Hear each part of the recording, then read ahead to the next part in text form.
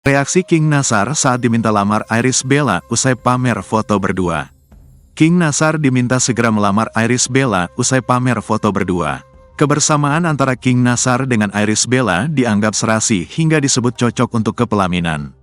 Apalagi King Nasar dan Irish Bella sama-sama menyandang status single.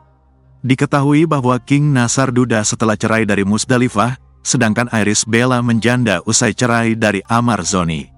Alhasil King Nasar diminta segera melamar Irish Bella sesudah pamer foto berdua di media sosial.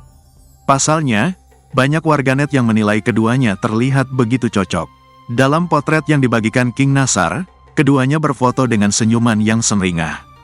King Nasar tampil mengenakan gamis merah dilengkapi dengan sorban kotak-kotak berwarna senada di kepalanya.